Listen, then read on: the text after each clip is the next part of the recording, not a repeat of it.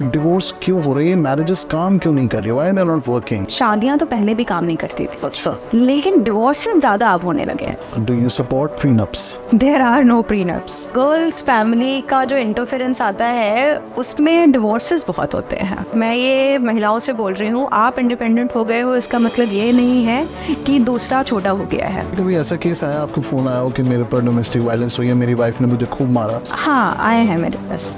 In fact मैं अभी deal कर रही हूँ, 13 साल से वो मैटर चल रहा है। शादी के समय पे महिला प्रेग्नेंट है और वो आपके बच्चे से प्रेग्नेंट नहीं है तो वो वॉइडेबल हो जाएगा।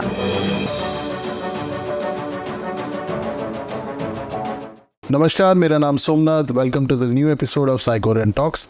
और आज हमारे साथ एक स्पेशल गेस्ट है। Her name is Neha Rai. She is a lawyer practising in Supreme Court and High Court. और आज हम बहुत सारे सवाल हैं आपसे पूछने के लिए। तो welcome to the show Neha ji. थोड़ा आपकी जर्नी से स्टार्ट कर लेते हैं। तो थोड़ा आप अपनी जर्नी के बारे में बताएं कि आप प्रोफेशन में कैसे आए और थोड़ा अपने बैकग्राउंड के बारे में। First of all, thank you so much, Somji, for having me here. And it's a complete honor and pleasure for me to be Same here. here. If I'll say, how am I here as a lawyer? Okay. So I would rather say I'm more of an accidental lawyer. Really? Yes. My father was in administrative services. Okay. And he wanted me to follow his path. Okay. And he wanted like to go for the coaching and this and that. But I asked him, okay, let me explore the world first. So he was like, okay, fine, go. I did my MBA. And then he was like, okay, fine, now you're done with your MBA, now come to Delhi and do the Pratishtha Parampara wala scene. Oh, I see. Okay. And do this course, do this from this coaching center. Okay. So I joined the coaching center also. I did the preparation, but I never gave the exam. Rather, I gave my law fac exam.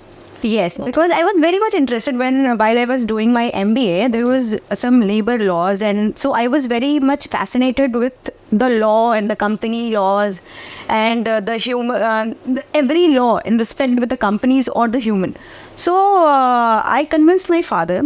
So I was like, okay, I really want to do this. So you had a major fascination towards law. That's how you got into it. I did. So I gave my law firm exam and I cleared it, and then I'm a first generation lawyer. Arey wah. So from both the side, like my mother's side, everyone is either in army or air force, and from my father's side, bureaucracy. Okay. So law chose me, I would say that. Okay. So and then when I completed my law, I started my career with Honorable Mr. Justice Vipin Sanghi. Very nice. He was Chief Justice of Delhi High Court, Okay. and he retired from Uttarakhand Chief Justice. Okay. And now he's practicing in Supreme Court. So he's my mentor, he's my guru, he's my everything. And then I started my independent practice from 2019. Okay. And now I'm dealing all the cases in respect with criminal, family, customs, and some pro bono matters. I do take care. Okay. So yeah, this is all, I guess. So nice to hear that, Neha ji. So we'll हम थोड़ा further इसमें चलेंगे और हमारी बातचीत आज की कुछ मैरिजेस को लेकर के डिस्कशन है. तो पहला जो हमारा टॉपिक है वो है कि आप डिवोर्स केसेस पे भी स्पेशलाइज करती हैं, जो हमें पता चला. जी. तो नेहा जी, इतनी डिवोर्स क्यों हो रही है? मैरिजेस काम क्यों नहीं कर रही? Why they are not working? क्या रीज़न है? डिवोर्स इतने सारे क्यों हो रहे हैं या मैरिजेस काम क्यों नहीं कर रही है, इसका जवाब मैं आपको ऐसे सोमजी ऐसे देना चाहूँगी कि शादियाँ तो पहले भी काम नहीं करती थी. अच्छा. लेकिन डिवोर्सेस ज़्यादा अब होने लगे हैं. ओके. क्यों? क्योंकि औरतों में फर्स्ट इंडिपेंडेंस ज़्यादा आ गई है जो पहले नहीं थी. Okay. If we go by law, okay. father is a legal and natural guardian of a woman, of a girl, Very right?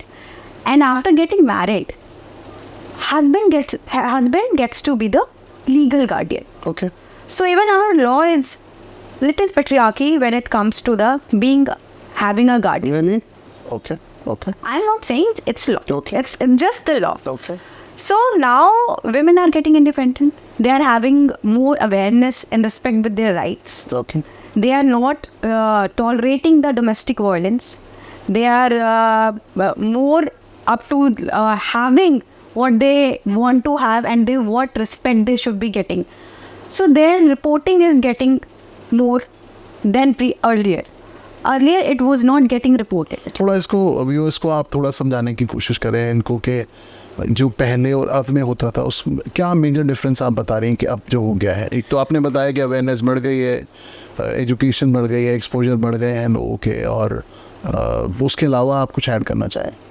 उसके अलावा अगर मैं लीगल पॉइंट ऑफ व्यू से ऐड करना चाहूँगी तो हिंदू मैरिज एक्ट के हिसाब से क्या होता है, कुछ रीजंस होते हैं जिसमें चीटिंग आती है, बाइगमी आती है, कुछ मेडिकल रीजंस आते हैं, या किसी ने किसी को 2 साल से ज़्यादा डिजर्ट कर दिया है, ये सारे रीजंस आते हैं. ये दोनों के लिए होते हैं, for the husband and for the wife.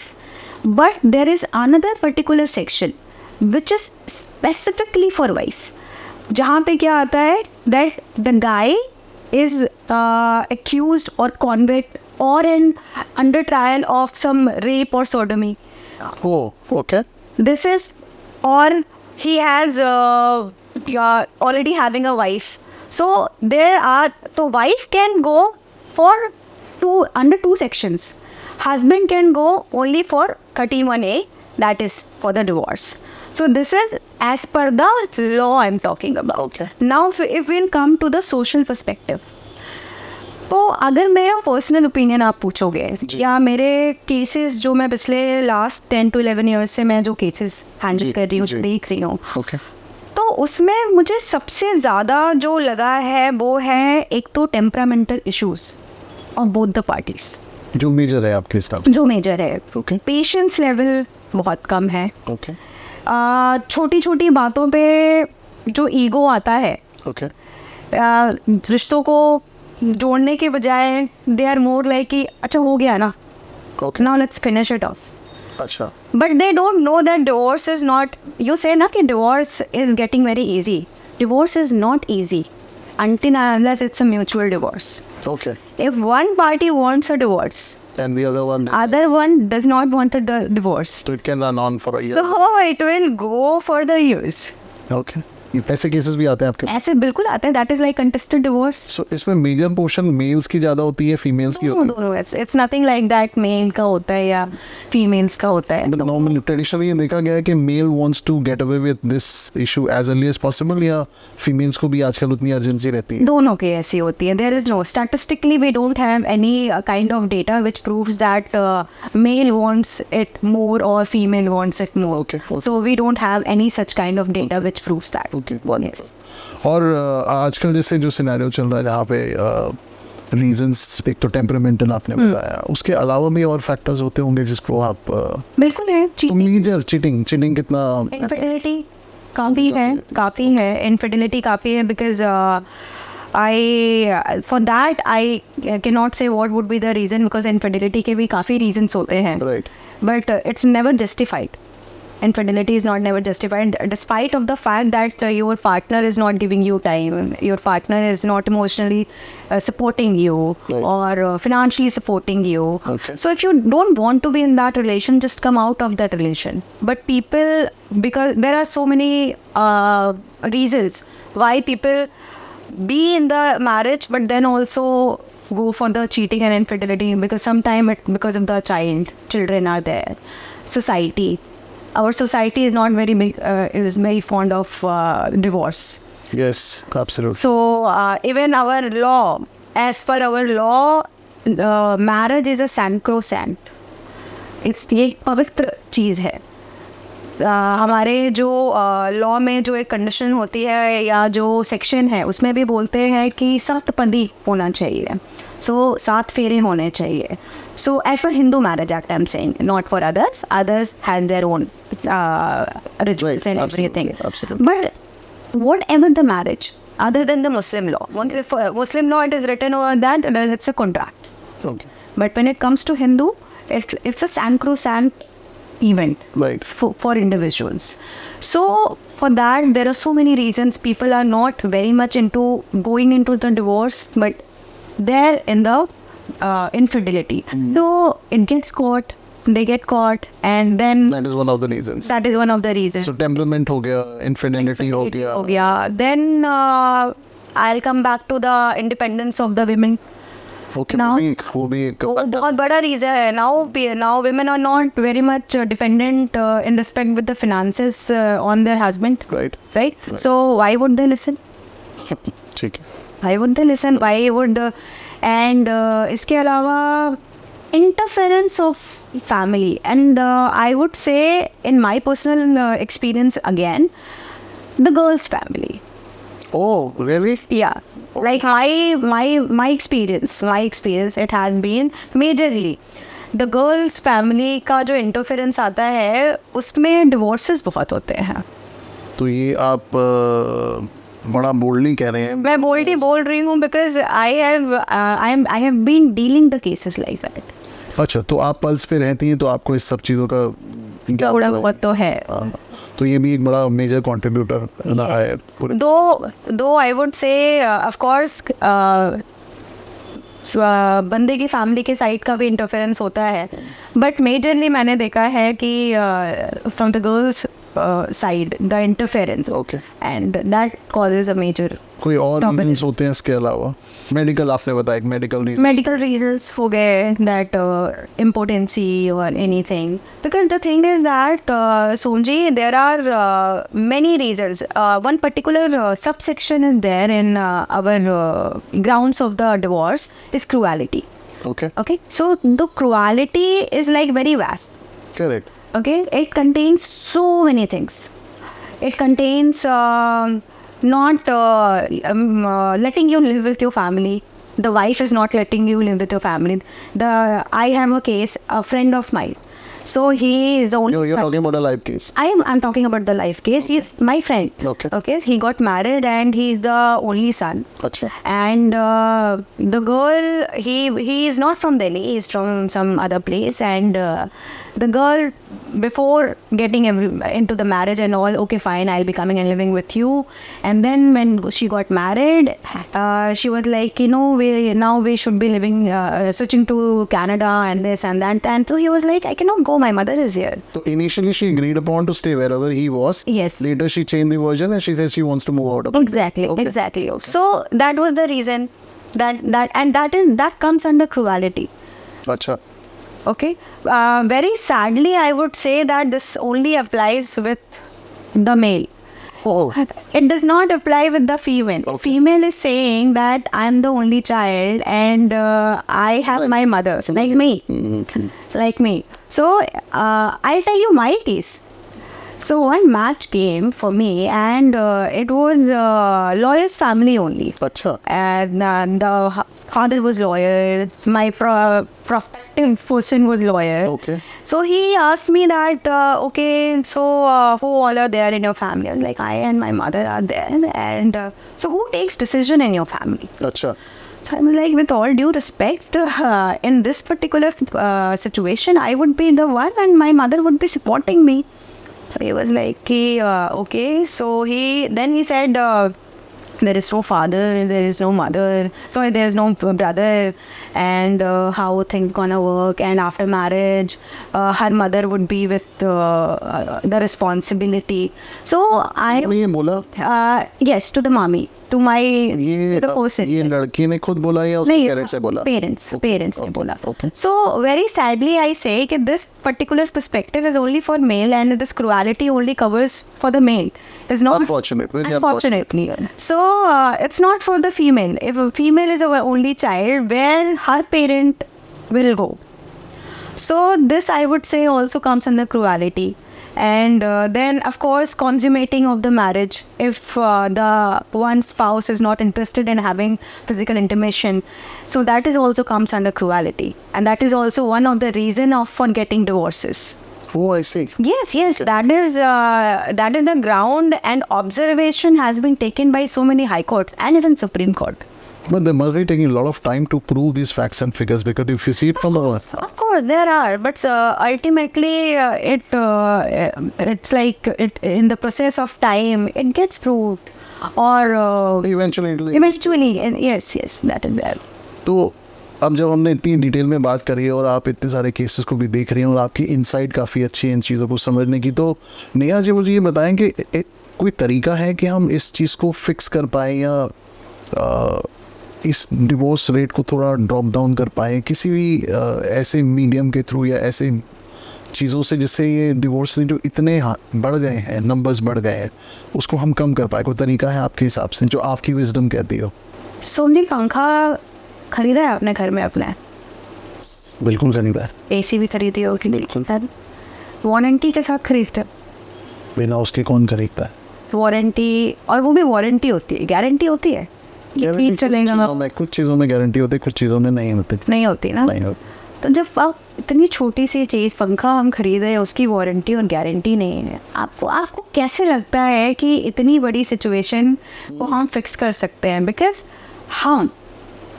हम यहाँ पे किसी इलेक्ट्रॉनिक चीज़ की बात नहीं कर रहे हैं, किसी सामान की बात नहीं कर रहे हैं, हम यहाँ पे स्ट्रॉन्ग इंडिविजुअल्स की बात कर रहे हैं, लोगों की बात कर रहे हैं। जितने लोग हैं उतने दिमाग है। बिल्कुल सही बात है। दिमाग कितने सारे न्यूरॉन्स का बना हुआ है। बीइंग अ साइकोलॉजी स्टूडेंट, अभी मैंने पिछले साल अपना साइकोलॉजी कंप्लीट किया है, फर्स्ट ईयर। तो you are adding another feather to your crown, हाँ? अच्छा, बताएं। यस, हाँ। तो उसमें मुझे जो सीख मिली कि हमारा जो ब्रेन है, काफ़ी एक डेमोक्रेसी है पूरे ब्रेन के अंदर, और वो हमारी पूरी बॉडी को डिक्टेट कर रहा होता है। एक छोटा सा कुछ पाउंड्स का एक ऑर्गन जो पूरे उसको डिक्टेट कर रहा है। अब वो इतने सारे इंडिविजुअल्स का जो अलग अलग है, कि उनकी परवरिश कैसे हुई है, उनका एनवायरनमेंट क्या है, उनका स्वभाव कैसा है, उसके बेसिस पे हम उनके रिश्तों को कैसे बचा सकते हैं। हम सिर्फ बोल सकते हैं कि हाँ जी, आप थोड़ा सब्र रखें। अगर चीज़ें कुछ गड़बड़ हो रही है तो आप उस पर थोड़ा सा काम करें, काउंसलिंग के लिए जाएं, आप एक दूसरे से बात करें, कम्युनिकेशन करें, आप पैसिव एग्रेशन ना दिखाएं। अगर मैं बोलूँगी, अब मैं ये तो नहीं बोल सकती किसी को कि आप अपने पार्टनर पे चीट मत करो, ये तो खुद कॉन्शियस है, ये तो नहीं हो सकता। या आप अपने पार्टनर को इमोशनली या फिनेंशियली डिप्राइव करें, ये भी, तो ये सारी चीज़ें हैं जो नहीं होनी चाहिए। जी। लेकिन डिवोर्स रेट कम कैसे हो, इसका कोई जवाब तो मेरे हिसाब से नहीं है। बस यही है कि लोगों के अंदर थोड़ा सा सब्र होना चाहिए, एक दूसरे के लिए इज्जत होनी चाहिए, समझना चाहिए कि आप एक बहुत ही अलग स्ट्रॉन्ग इंडिविजुअल के साथ रह रहे हो जिसका अपना दिमाग है और उसकी अपनी पर्सनालिटी है। तो आपको कहीं पे आपको थोड़ा सा नीचे रहना पड़ेगा, कहीं पे आपको तो उसको ऊपर रहना पड़ेगा। और आप इंडिपेंडेंट हो गए हो, मैं ये महिलाओं से बोल रही हूँ, आप इंडिपेंडेंट हो गए हो इसका मतलब ये नहीं है कि दूसरा छोटा हो गया है। तो आप दोनों एक तरीके से बराबर हो ना, पार्टनर्स हो, दोनों ही टॉल है ना, दोनों ही टॉल है। एग्जैक्टली, आप दोनों पार्टनर्स हो। तो अगर पार्टनर्स हो तो इसीलिए लाइफ पार्टनर्स बोलते हैं ना। तो पार्टनर की तरह चलो, एम्पायर बनाओ। एम्पायर को कंपटीशन में क्यों कन्वर्ट कर रहे हो? करेक्ट। सो मेरे हिसाब से ये होना चाहिए। मुझे एक चीज़ अभी रिसेंटली पता चली कि जो डिवोर्स जो शब्द है या जो डिवोर्स जो वर्ड है जी, वो शायद हमारे हिंदू माइथोलॉजी में कहीं पे है ही नहीं, अपने शास्त्रों में भी नहीं है, कहीं पे भी नहीं है। तो जिस शब्द की हमारे हिंदुज़म में एग्जिस्टेंस ही नहीं थी डिवोर्स की, अब वो इतना रैम्पेंट हो गया या इतना ज़्यादा वो हो गया, which is very sad to no.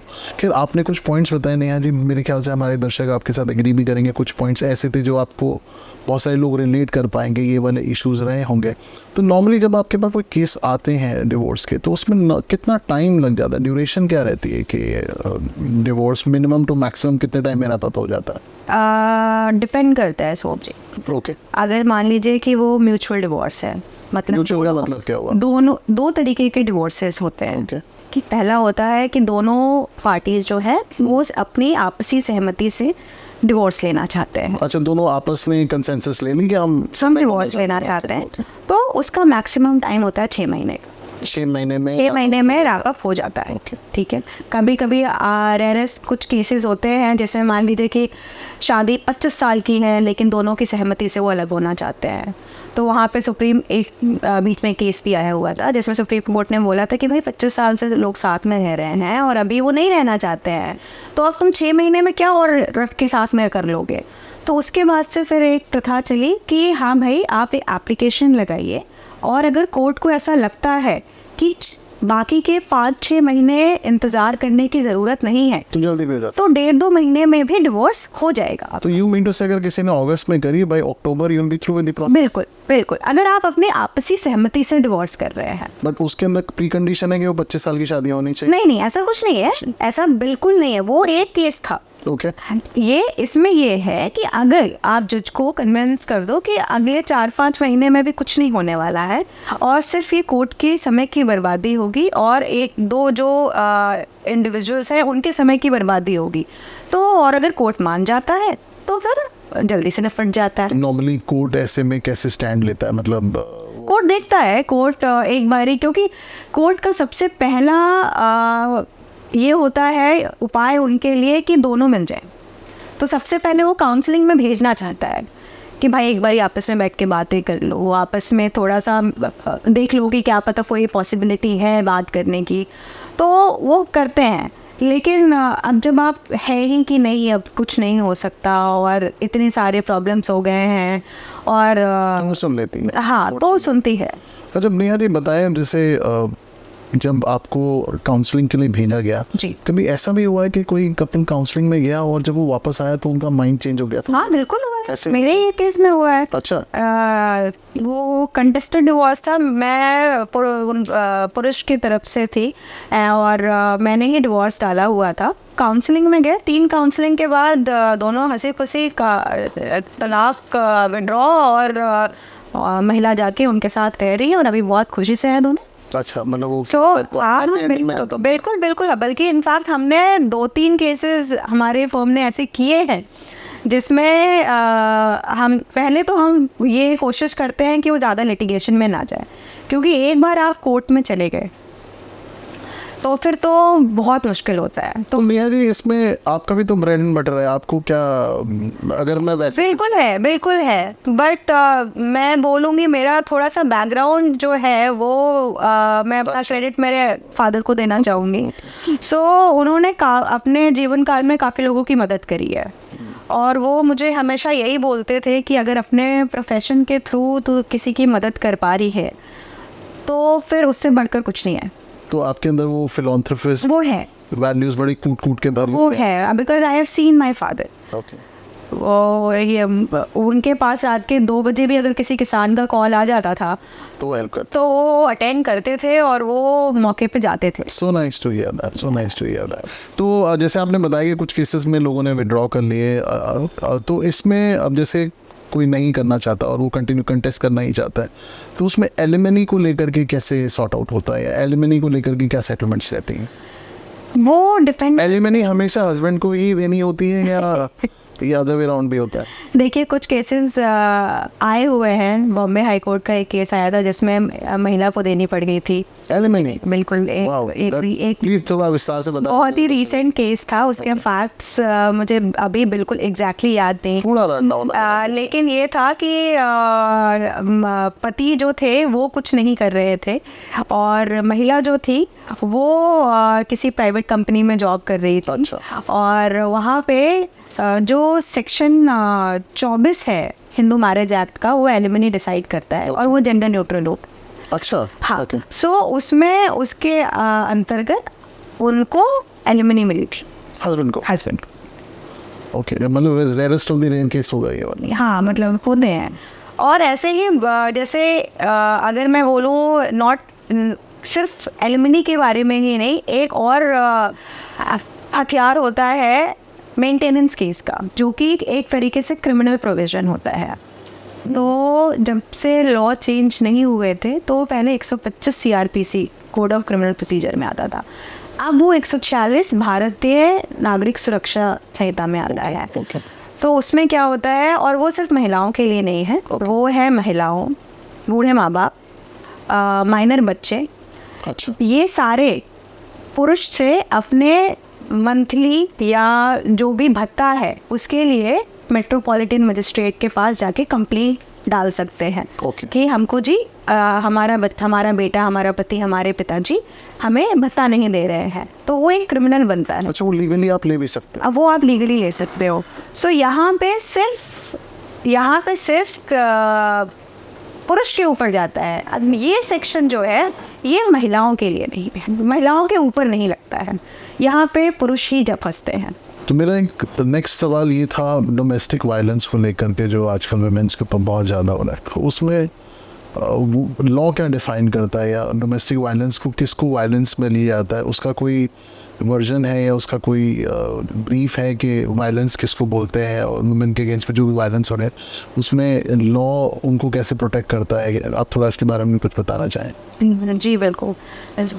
Domestic violence के लिए डोमेस्टिक वायलेंस एक्ट है, ओके, ठीक है, और जो कि डोमेस्टिक वायलेंस डिफाइन करता है। ये डोमेस्टिक वायलेंस स्पेसिफिकली औरतों के लिए है। डोमेस्टिक वायलेंस का केस पुरुष लेके कोर्ट में नहीं जा सकते हैं कि हमारे साथ डोमेस्टिक वायलेंस हुआ है। तो एक डेफिनेशन क्लॉज होता है जिसमें एग्रीव्ड पर्सन होता है। एग्रीव्ड पर्सन में औरतें आती हैं। और डोमेस्टिक वायलेंस सिर्फ पति के खिलाफ नहीं होता है। उसी डेफिनेशन क्लॉज में एक सेक्शंस आते हैं जिसमें ये होता है कि एक छत के नीचे अगर आप किसी के साथ रह रहे हैं और आपके साथ कोई ऐसी आपको कुछ उत्पीड़ना दी जा रही है, तो वो डोमेस्टिक वायलेंस पे आएगा। अब हम आएंगे डोमेस्टिक वायलेंस किस किस तरीके के होते हैं जी। तो अगर हम नॉर्मली देखें तो डोमेस्टिक वायलेंस जो है, अगर मैं आपसे पूछूं, चलिए आपसे पूछो सोमनाथ जी, आपके हिसाब से घरेलू हिंसा को आप किस भाषा में क्या बोलोगे कि क्या होता है कि घरेलू हिंसा होती है? मुझे लगता है अगर मैं उसको लेमैन के तरीके से समझूं, जैसे एक मारपिटाई जैसे मेन रोड पे होती है, अगर वही घर पे हो जाए तो वो हिंसा हो गई। अगर मैंने अपनी वाइफ के अगेंस्ट में करी है, किसी ने भी अपनी स्पाउस के साथ करी। करेक्ट। बट इसमें मुझे इसके बारे में हम डिस्कस करेंगे कि आपने कहा इसमें मेन नहीं आते। तो मैंने ऐसे कुछ लोगों को देखा जहाँ पे मेन इस पूरे प्रोसेस में कहीं ना कहीं डोमेस्टिक वायलेंस के शिकार हैं। अब वो तो देखिए, हर लॉ जो हमारा कानून बनाया गया है वो महिलाओं के लिए इसलिए इतना सशक्त बनाया गया है क्योंकि महिलाओं के ऊपर सदियों से कितने सारी अन्याय होते जा रहे थे, इसलिए उनको काफ़ी ज़्यादा सशक्त बनाने की कोशिश करी गई है। लेकिन उसी जैसे मैं कोर्ट में यूज़ करती हूँ, जब भी कोई मेरे पुरुष मेरे क्लाइंट हैं और जो महिला है वो एज अ विक्टिम प्ले कर रही हैं, तो मैं कोर्ट में जज साहब को बोलती हूँ कि she is using shield as a sword. तो जो शील्ड कानून ने उनको दी है बचाव के लिए, वो उनको इसको तलवार की तरह मिसयूज बोलते हैं। कमिंग बैक टू हमारा डोमेस्टिक वायलेंस, घरेलू हिंसा, तो जैसा कि मैंने आपसे पूछा कि सोम जी घरेलू हिंसा का मतलब क्या, आपने बोला कि लड़ाई हो गई। नहीं, घरेलू हिंसा में बहुत कुछ आता है। आपने अपनी बीवी को रहने के राइट से वंचित रखा। अच्छा। जिस घर में वो शादी करके आई है उस घर से उसको हटाया जा रहा है, राइट टू रिसाइड, तो वो भी डोमेस्टिक वायलेंस में। अच्छा, ओके। आप उसको पैसे नहीं दे रहे हैं ना, आप उसको फाइनेंस, क्योंकि आप उसके लीगल गार्डियन है, ओके, ठीक है, आप उसको पैसों से वंचित रख रहे हैं ना, वो डोमेस्टिक वायलेंस में आएगा। आप उसको इमोशनल अब्यूज़ कर रहे हैं, गालियाँ दे रहे हैं, चलिए वो जैसा कि आपने बोला मार पिटाई, वो उसमें इंक्लूड हो जाता है, ठीक है। फिर घरेलू हिंसा में आपका इन्फिडिलिटी भी एक तरीके से क्रुएलिटी में आ जाए, उसको भी डोमेस्टिक वायलेंस, वो भी डोमेस्टिक वायलेंस में आ जाएगा। तो अब इसमें क्या होता है कि या तो आप जो महिला है, महिला एक महिला थाने में जाके कंप्लेंट करती हैं और दोनों पार्टियों को बुलाया जाता है पुलिस स्टेशन में, एक काउंसलिंग होती है, पुरुष को समझाया जाता है कि भाई देखो ये तो गलत है, ये तो नहीं करना है तुमको। पुरुष कहता है ठीक है, वापस से 1-2 सेशन और होते हैं, सब कुछ ठीक हो जाता है, बात ख़त्म हो जाती है। लेकिन वहीं पे अगर वो चीज़ नहीं ख़त्म होती है, और महिला कहती है कि नहीं जी ये तो नहीं मान के दे रहे, ये तो वैसे के वैसे ही। मतलब उसका वो जो काम है वो परसिस्टेंट है, तो वो करेक्ट। तो कभी कभी वही कंप्लेंट जो है वो जुडिशियल मजिस्ट्रेट के पास चली जाती है। तो दो तरीके से केस रजिस्टर होता है, एक तो पुलिस के थ्रू हो रहा है और एक हमने सेक्शन 12 की डोमेस्टिक वायलेंस एक्ट की कंप्लेंट सीधे के सीधे हमारे मजिस्ट्रेट के पास डाल दी, मेट्रोपॉलिटन महिला कोर्ट में डाल दी। स्टेज 2 है, मतलब स्टेज 1 में अगर नहीं सॉर्ट आउट होता तो स्टेज 2 टू से, और कभी कभी हम स्टेज 2 पर डायरेक्टली जा सकते हैं। अच्छा, कई बार वो ग्रेविटी को देख ग्रेविटी में जा सकते हैं और क्रिमिनल जुरिस्डिक्शन की मैं खूबसूरती बोलूँ या मैं डिस्क्रिशन बोलूँ, हमको जो भी बोलूँ, जी। तो ये जज के ऊपर डिपेंड करता है कि वो केस को कैसे ओके उसका कॉग्निजेंस लेते हैं या नहीं लेते हैं फैक्ट्स को देख के। तो ये पूरी की तरह से कोर्ट के ऊपर, माननीय जज के ऊपर और उस केस के फैक्ट्स के ऊपर डिपेंड करता है। तो नहीं, एक बात बताइए, लेट्स से कि एक हस्बैंड ने अपनी वाइफ को थप्पड़ मार दिया जी और वाइफ ऑफेंड हो गई उस बात से, जी, तो can she file in the domestic violence? She can. मुझे एक फिल्म याद आ रही है, प्लीज बताएं कुछ। मेरे ख्याल से वो एक तापसी पन्नू की फिल्म आई थी जिसमें एक थप्पड़ मारा था उसने। आई गेस मूवी का नाम भी थप्पड़ था शायद सो उसमें उसने एक थप्पड़ ही मारा था। ओके और उसमें वो जाके कंप्लेन करती है और उसकी वकील भी बोलती है कि थप्पड़ ही तो मारा है एक। तो बोलती है कि वो थप्पड़ जो है वो पूरा का पूरा उसका बिहेवियर दर्शा रहा है। ओके थप्पड़ मारा है तो वो घरेलू हिंसा में इंक्लूड नहीं होगा, क्योंकि वो थप्पड़ क्या पता बहुत सारे अब्यूज़ के बाद आ रहा हो, ऐसा हो सकता है, हाँ तो वो भी इंक्लूड हो सकता है। लेकिन हाँ, वहाँ पे हमारा न्यायालय, हमारी इन्वेस्टिगेटिंग एजेंसीज, हमारे इन्फोर्समेंट, वहाँ पे हमारा सबसे पहला including me as a lawyer, मेरा सबसे पहला स्टेप ये होता है कि दोनों को मैं रिकंसाइल कर दूँ। अच्छा। क्योंकि मैं जब भी मेरे पास कोई केस आता है, मेरा सवाल पहला होता है क्या कोई रिकंसाइलेशन के कोई चांस नहीं है, आप देख लो। ये बहुत अच्छी बात है नेहा जी आप लोगों के। तो मैं तो पूछती हुई है। अच्छा। इनफैक्ट मेरे क्लाइंट्स कभी कभी बोलते हैं कि मैडम हमें चाहिए, आप क्यों हमें कराना चाह रहे हो? बोलो कि सोच लो एक बार। सो हमारी न्यायालय, हमारे, फिर से मैं वही बोलूँगी कि सब लोग सबसे पहले यही सोचते हैं कि दोनों को रिकंसाइल कैसे किया जाए। क्या पता एक बारी बात बैठेंगे, उस जैसे कि उस मूवी में भी उसने बोला कि एक बार माफ़ी मांग लेते तो क्या पता सब कुछ ठीक हो जाता। ओके। उसने माफ़ी ही नहीं मांगी। अच्छा। उसने हमेशा यही बोला कि चलो ठीक है, हो गया, गुस्से में हो गया। तो कभी कभी औरत को क्या पता, शायद सिर्फ माफ़ी चाहिए होती होगी। ओके तो मैं आपकी बात समझ पा रहा हूँ नेहा जी। तो आप ये बताएं मुझे कि जैसे थप्पड़ वाला एक केस था, जी अब लेट्स से एक महीने में हस्बैंड ने अपनी वाइफ को खर्चे के लिए पैसे नहीं दिए, जी, तो क्या वो भी डोमेस्टिक वायलेंस आता है? आ जाएगा? बिल्कुल आता है। वो तो इनफैक्ट More क्वालिटी में, सीवियरिटी में आ जाता है। ओके बिल्कुल आ जाता है। तो मैम जैसे आपने कहा कि मर्दों के लिए या मेल्स के लिए इसमें कोई लॉ ने कोई हमारे फेवर में कुछ नहीं रखा, तो एक एक्ट है डाउरी प्रोहिबिशन। ओके तो डाउरी प्रोहिबिशन मैं पढ़ रही थी, तो वो जेंडर न्यूट्रल लॉ है। अगर मान लीजिए कि लड़की के घर वालों ने लड़के के घर वाले से बोला कि हम अपनी बेटी को अपनी इच्छा के साथ इतना देना चाहते हैं, लड़के ने बोला नहीं नहीं जी, हमें नहीं चाहिए, हमें तो आपकी बस लड़की चाहिए। नहीं, हम आपको ये दहेज देना चाहते हैं। और वहाँ पे जाके उसने कंप्लेंट कर दी, तो वहाँ पे लड़के की कंप्लेंट मानी जाएगी। तो ये है, बट मैं यही बोलूँगी कि ये इतना कोई मेजर रिलीफ नहीं है, और मैंने देखे भी नहीं है कि किसी लड़के ने ऐसा कोई कंप्लेंट किया है। तो मतलब मैंने तो नहीं देखा। तो नैनी कभी ऐसा केस आया, आपको फ़ोन आया हो कि मेरे पर डोमेस्टिक वायलेंस हुई है, मेरी वाइफ ने मुझे खूब मारा? वाइफ ने? हाँ, हस्बैंड ने कहा कि मैं खूब मारा और अब मेरे को इससे डिवोर्स चाहिए। कभी ऐसा कोई ऐसा केस आया आपके पास? हाँ, आए हैं मेरे पास। अच्छा। इनफैक्ट मैं अभी डील कर रही हूँ, 13 साल से वो मैटर चल रहा है। 13 साल से? 13 साल से वो मैटर चल रहा है। ओके। और वो महिला, उनके 2 ये मतलब बच्चे जो है या वो है, बहुत ही पीड़ित इंसान है वो। सो उनको फिजिकली नहीं अब्यूज किया जाता है? किया गया Harassment, था, अच्छा। किया गया था। अब उनको अभी आपने तो साथ में नौ- नहीं है वो, अच्छा, साथ में नहीं रहते, तो है ऐसे केसेस। ओके। तो नेहा जी, हम थोड़ा एक और टॉपिक से थोड़ा आगे चलते हैं, उसमें बात करते हैं वॉइड मैरिज और वॉइडेबल मैरिज। इसके बारे में थोड़ा आप हमें दर्शकों को थोड़ा बताएं। Void marriage, okay. So as per again मैं ये हिंदू मैरिज एक्ट के हिसाब से बता रही हूँ, प्लीज। ठीक है।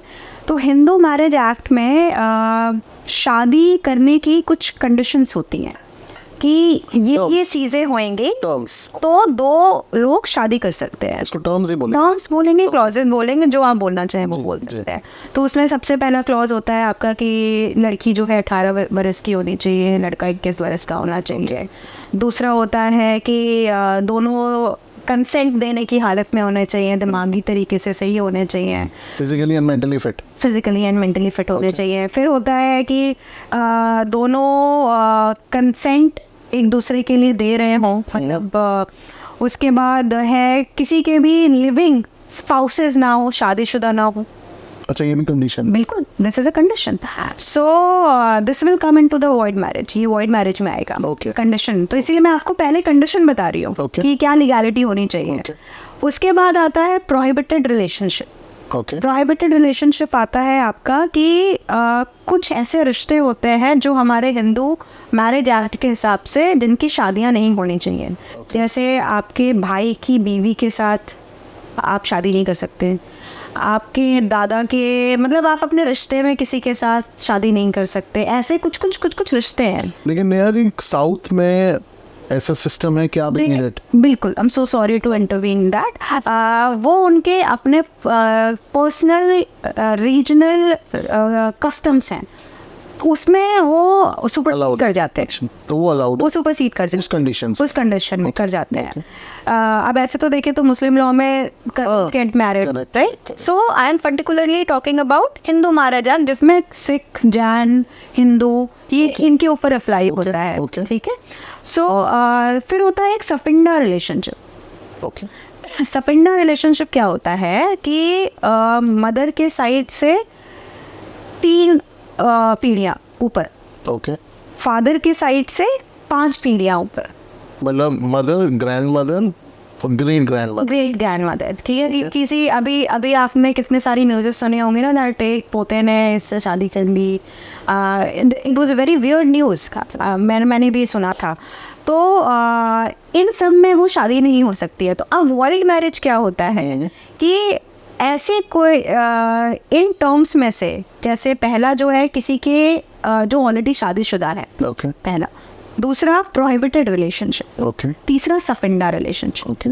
ये 3, अगर इन 3 कंडीशन में किसी 2 इंडिविजुअल्स की शादी हुई है, सो वॉइड है, मतलब वो मानी ही नहीं जाएगी कि वो शादी कंज्यूमेट ही नहीं हुई है, वो हुई ही नहीं है। मतलब उसमें तो डिवोर्स लेने की ज़रूरत नहीं है, एनलमेंट लेने की ज़रूरत नहीं है। आपको बस जाके बोलना है जी कि देखो जी, ये तो इस डिग्री में शादी हुई है, ये तो वॉइड है। ऐसे केस आपके पास आए हैं? नहीं, अभी तक तो नहीं आए हैं, मेरे पास नहीं आए हैं ऐसे केस, बट मेरे जानने वाले में एक वॉइडेबल मैरिज का केस जरूर आया। अच्छा, थोड़ा बताया उसके बारे में, क्या था उसमें? तो वॉइडेबल मैरिज में क्या होता है कि शादी हो गई, लेकिन कुछ कंडीशंस ऐसी होती हैं जो जब बाद में पता चलती हैं, तो कोई एक पार्टी ओके। बोलता है कि भाई हम अब नहीं रह सकते, इसको वॉइडेबल करना है। पहला क्या आता है, इम्पोर्टेंसी। जो अगला बंदा है, जो आपका स्पाउस है, he is important and he can not consummate the marriage. Correct. So उस केस में वो वॉइडेबल हो जाती है, Okay. पर उसमें प्रूफ करना पड़ेगा आपको, ओके। ठीक है। उसके बाद ऐसा कोई केस आपने केस नहीं, ये मेरे एक जानने वाले का हुआ था, मैंने नहीं किया था, बट जानने ग्राउंड से ही थे? Ground Importance. एग्जैक्टली। ओके। फिर दूसरा है आपका चाइल्ड मैरिज, ओके। ठीक है। चाइल्ड मैरिज, अब चाइल्ड मैरिज जो है, ऐसा नहीं है वो इलीगल है। अच्छा, कुछ स्टेट्स में शायद यंग एजेस पे शादी। See the thing is that the marriages are not illegal, okay. But they are voidable at the, जब भी लड़का और लड़की 18 और 21 साल के हो जाते हैं, ठीक है। लड़की ने बोला कि मेरी शादी बचपन में करा दी थी और मैं राजी नहीं हूँ इस शादी से, तो वो वॉइडेबल हो जाएगा। But there is a period for that. Okay. Certain period for that कि I am not sure exact period क्या है, बट वो मेरे ख्याल से 1 से 3 साल के बीच का कुछ तो एक पीरियड होता है या कुछ महीने का होता है. उस पीरियड में आपको वो कंसर्न रेज करना है. अच्छा, अगर नहीं किया तो फिर वो शादी, लेट्स से अगर वो 13 साल में बचपन में शादी करी और अगर उन्होंने 16 तक के बीच में नहीं बोला, नहीं 18 के बाद, 18 के बाद कुछ मई 18 से मान लीजिए 20 तारीख तक का वो आपके मेजर होने के बाद आपको वो नहीं बोला, तो फिर वो मैरिज लीगल है, प्रॉपर है. फिर आप नहीं बोल सकते कि नहीं नहीं मुझे वॉइडेबल करना है. अच्छा. तीसरा बहुत इंपॉर्टेंट एक पॉइंट है, दिस इज फॉर मेल. अगर शादी के समय पे महिला प्रेग्नेंट है और वो आपके बच्चे से प्रेग्नेंट नहीं है तो वो वॉइडेबल हो जाएगा. पर उस केस में भी एक पीरियड के अंतर्गत मेन को, कोर्ट को ये कंसर्न रेज करना पड़ेगा. और इस पीरियड के बीच में आप उनके साथ फिजिकल इंटीमेट नहीं हो सकते. ओह, अच्छा.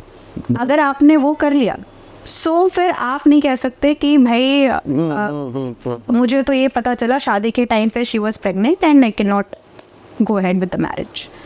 तो ये वॉइड और वॉइडेबल है. तो वॉइड में क्या होता है कि शादी मानी ही नहीं जाएगी कि शादी हुई है. वॉइडेबल में क्या होता है कि एक इंसान कंसर्न रेज करता है कि मुझे ये शादी नहीं चाहिए और इन रीजंस की वजह से उसको मैं ख़त्म कर सकता हूँ. तो यहाँ पे डिवोर्स की ज़रूरत नहीं पड़ेगी, यहाँ पे एनलमेंट हो जाएगा.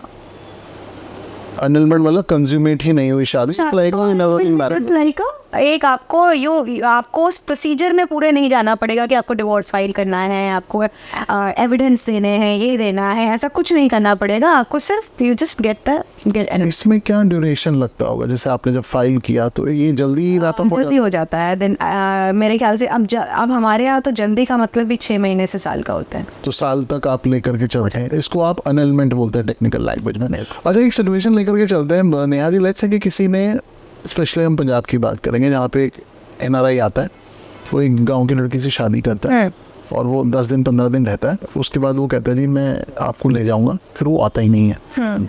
ऐसे केसेस में क्या होता है? ऐसे केसेस में काफ़ी मुश्किल होता है क्योंकि वो तो चला गया और इस बात को भी 4-5 साल हो गए और वो ना पैसे भिजवा रहा है, ना कोई सपोर्ट कर रहा है, ना कॉन्टैक्ट कर रहा है, ना कुछ कर रहा है. ऐसे केसेस में बहुत मुश्किल होगी क्योंकि आप क्या कर सकते हो? आप केसेस कर सकते हो, आप उसके अगेंस्ट वारंट से इशू करा सकते हो. तो इसमें ये वॉइडेबल क्लॉज नहीं किसी तरह? नहीं, बिल्कुल हो सकता है. आप डिवोर्स ले लो, एक्स पार्टी डिवोर्स मिल जाएगा. बट उसमें annulment नहीं होगी? नहीं, उसमें क्योंकि शादी हुई है ना. हाँ, बट उसमें कंडीशन ये हो गई ना कि वो डिजर्ट करके, मतलब नहीं, तो डिजर्शन जो है वो डिवोर्स का ग्राउंड है.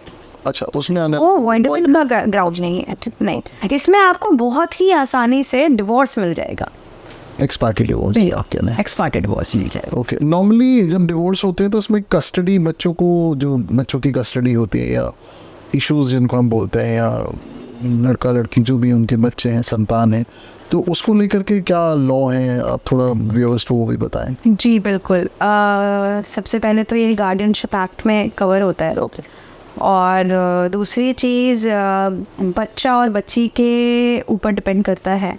8 साल तक की अगर बच्ची है तो वो नॉर्मली माँ के पास उसको अच्छा, बाय लॉ दिया रहता है अनटिल अनलेस कि हम प्रूव ना कर दें कि मदर केपेबल नहीं है टू टेक केयर. तब फादर के पास कस्टडी जाती है. और सन की कस्टडी कम से कम 5 साल तक की तो रहती ही है माँ के पास. और उसके बाद फादर को लड़ना तो पड़ता है कस्टडी के लिए. मतलब बाय डिफ़ॉल्ट फादर को नहीं मिलती है. मुश्किल है. तो आप जैसे इतने सारे केसेस देते हो तो आपको कैसे, कितने केसेस है जहाँ पे फादर को कस्टडी मिल जाए? अगर हम 100 केस लेकर के चलें तो कितने केसेस में फादर को कस्टडी मिल जाती है और लड़कियों को नहीं मिल पाती? ऐसे कितना होगा? मेरे अगर मैं अपने पर्सनल केसेस की बात करूँ तो मैंने खुद ने 3 केसेस में तो फादर को कस्टडी दिलाई है. और यहाँ पे वो मतलब लड़की वालों ने भी इक्वली फाइट करी या? अच्छा, उसके बाद बहुत फाइट करी. So it was a war we fought actually.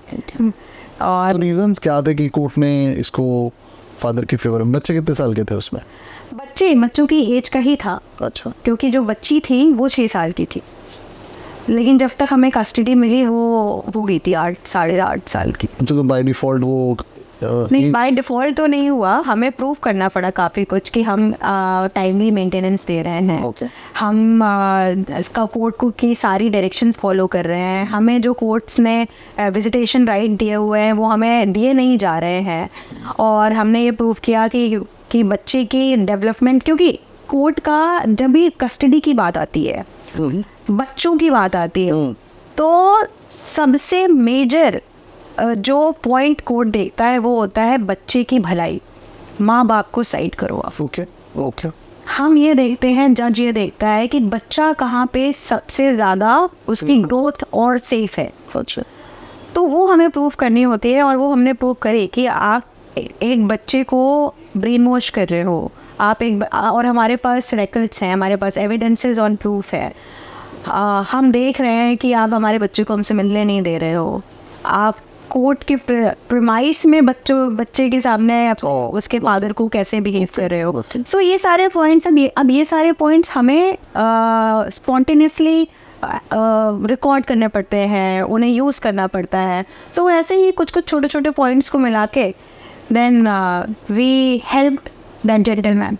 अच्छा, ऐसा भी होता है कि लेट्स से कि एक डिवोर्स हुआ जी, फादर ने बोला मेरे को कस्टडी चाहिए, और वो फाइनेंशियली बहुत वेल ऑफ था, और जो उसकी एक्स वाइफ थी वो उतनी फाइनेंशियली वेल ऑफ नहीं थी, तो कोर्ट इसमें क्या फाइनेंशियली वेल ऑफ को एक मेजर टर्निंग पॉइंट मानता है उसके हस्बैंड के फेवर में डालने के, ये केस देने के? This is one of the major point, this is, but court बाकी चीज़ें भी देखता है। अच्छा, ये भी एक हाँ, लेकिन ये मेजर है, बिल्कुल है। Finances has to be very important. Okay.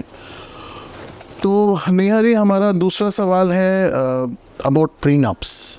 ये बहुत हॉट टॉपिक है आजकल, आपको पता ही है प्रीनप्स को लेकर के कितनी डिस्कशन हो रही है, और there is a lot of buzz in this society about prenups. हालांकि थोड़ी इसकी लीगैलिटी के बारे में, थोड़े इसके बारे में हमारे व्यूअर्स को थोड़ा जागरूक करिए और बताइए थोड़ा डिटेल विस्तार से इसके बारे में। There are no prenups. So, again, I would use that sacrosanct word here. तो हमारे लॉ के हिसाब से हमारे यहाँ शादियाँ पवित्र institution, ji, okay.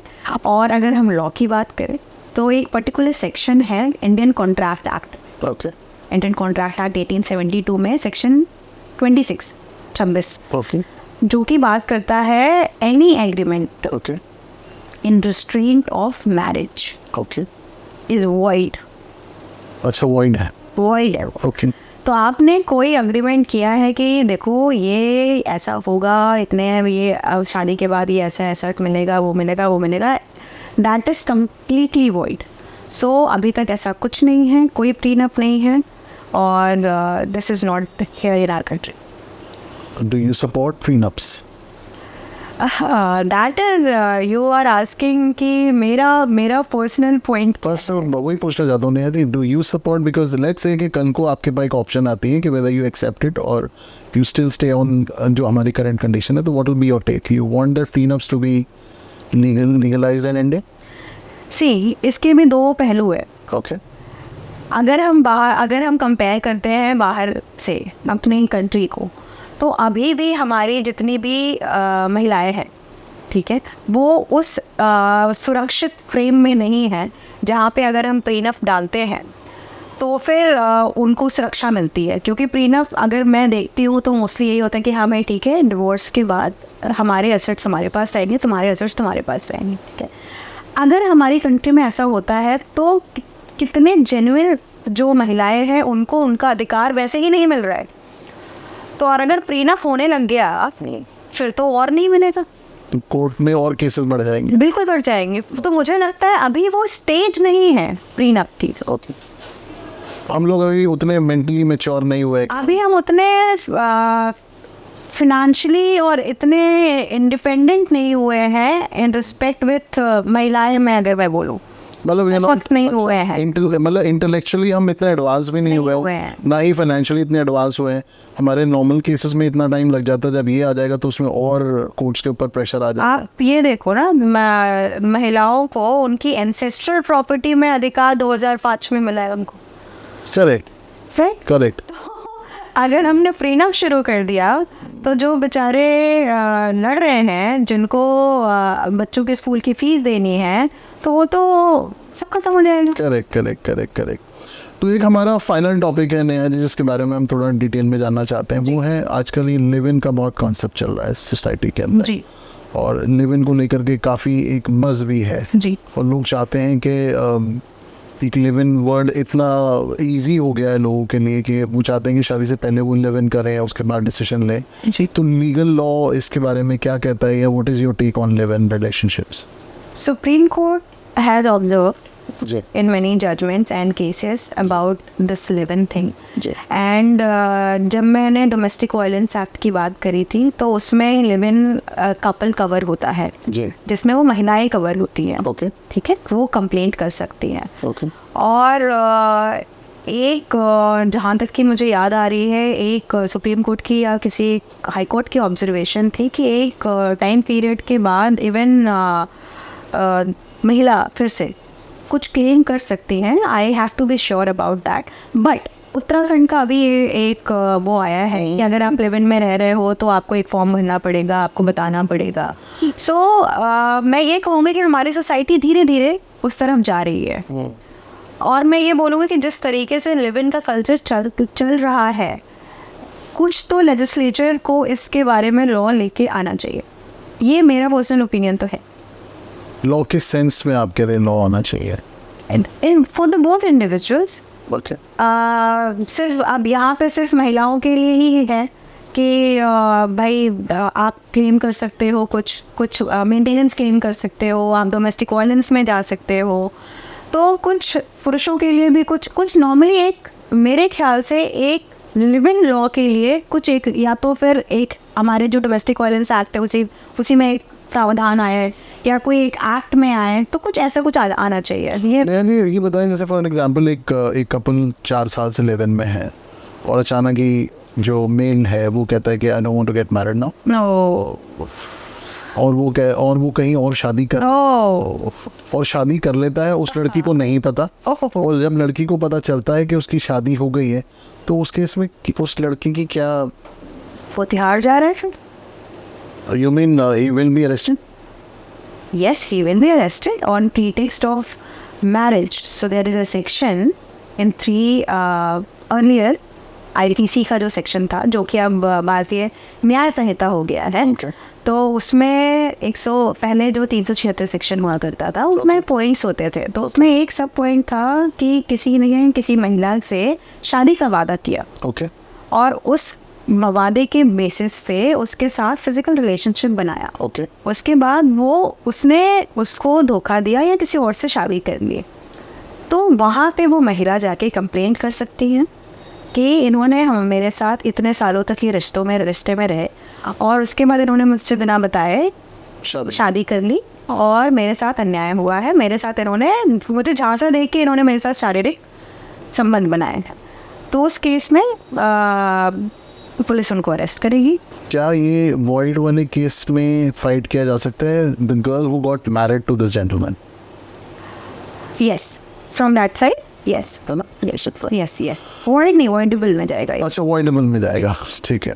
Neha ji, thank you so much for all the answers today, बहुत अच्छा लगा। हालांकि हमारे सवाल बहुत हैं अभी। Thank you so much. Next podcast में उस पर डिटेल में बात करेंगे। Thank you so much for thank you so much Som ji for having me here. Thank you so much Neha ji. It was pleasure. Same here, ma'am. Thank you so much. Look forward to meeting you again.